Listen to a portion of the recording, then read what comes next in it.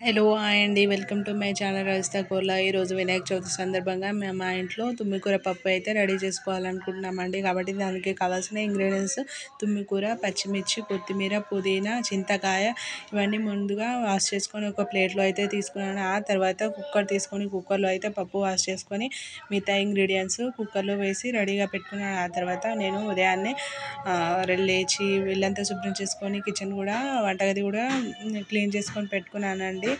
నేను ఏదైతే మనము తుమ్మికూర పప్పు కోసము ఆ కుక్కర్లో వేసుకొని ముందుగా రెడీ చేసుకున్న కుక్కర్ అయితే తీసుకొని స్టవ్ మీద పెట్టుకొని స్టవ్ వెలిగించి కుక్కర్ మూత అయితే పెట్టుకొని పక్కన పెట్టానండి. ఆ తర్వాత ఇంకో పొయ్యి మీద మరుగుతు అదే ఇంకో పొయ్యి మీద ఒక కడాయిలో అయితే ఆయిల్ రెడీగా పెట్టుకున్నాను. ఎందుకంటే నేను దేవునికి ఎంతో ప్రీతికరమైన వడలు కూడా రెడీ చేయాలని అనుకున్నానండి. దానికోసం నేను ముందుగానే పిండిని అయితే రెడీ చేసుకొని పెట్టుకున్నానండి. కాబట్టి నాకు చాలా ఈజీ అయిందండి వడలు రెడీ చేసుకోవాలంటే.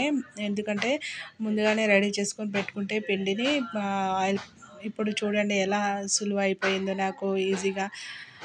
తర్వాత మేము పాల తాలికలకు పిండి తడుపుకుంటున్నామండి. ఆ తడిపేలోగా మీకు చిన్న షార్ట్లో మా పూజ గదిని చూపించాలనుకున్నానండి. కింద అయితే దేవునికి కావాల్సిన సామాన్లు కింద స్టెప్లో అయితే పెట్టుకుంటామండి. పైన స్టెప్లో పూజ గది అండి. చూడండి ఎంత నీట్గా మా పూజ గదిని అయితే అలంకరించుకున్నాను. పొద్దున్నే పూజ అయిపోయిందండి. ఆ తర్వాత పూజ అయిపోయిన తర్వాత వినాయకునికి కావాల్సిన ప్రసాదాలు అయితే రెడీ చేసుకోవాలని నేను ముందుగా పూజ అయితే ఇంట్లో పూజ గదిలో అయితే దీపారాధన చేసుకొని పూజ కంప్లీట్ చేసుకున్నానండి.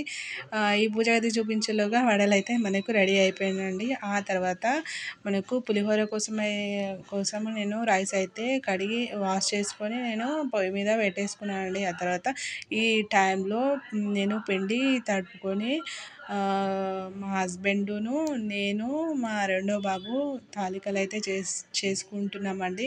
మా బాబు వద్దన్నా కూడా మమ్మీ నేను కూడా పాల తాలికలు చేస్తానని తాలికలు చేస్తానని వచ్చి మా రెండో బాబు అయితే చేస్తాను. మా పెద్ద బాబు మా చిన్న బాబుని అయితే చూసుకుంటున్నాడండి. సో ఆయన కనవలేదు. అందుకే అంతలోపు నేను చింతపండుని అయితే నానబెట్టుకున్నానండి పులిహోర కోసం. ఇందాక రైస్ పెట్టుకున్నాను కదండి స్టవ్ మీద. ఇవన్నీ మీకు ఏదైతే నైవేద్యాలు మీకు చూపించలేకపోయానండి. మా బాబు చిన్నబాబు సతాయించడం వల్ల.